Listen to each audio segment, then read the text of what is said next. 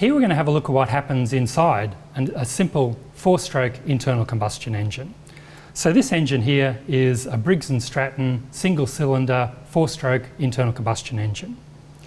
We have an intake here where air is drawn into the engine.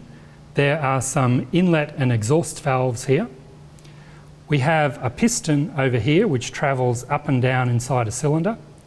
The piston is connected to a crankshaft via a connecting rod.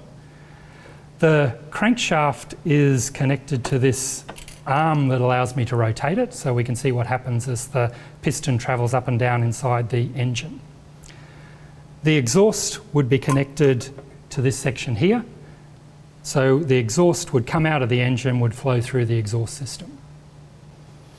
So the air that's going to burn with the fuel enters the engine through the air intake. It then passes along a venturi where fuel is sucked up and mixed with the air before it passes along to enter into the engine.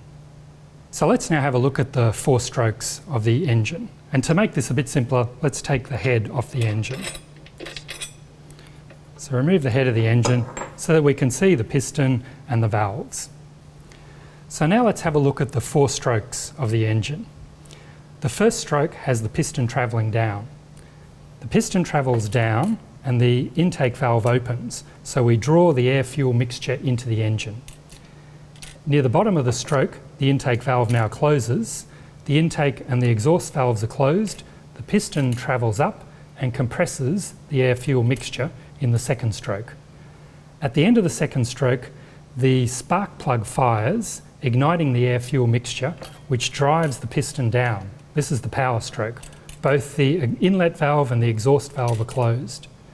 At the bottom of the stroke, the exhaust valve starts to open and we get the final stroke, which is the exhaust stroke, where the air-fuel mixture is expelled out through the exhaust system.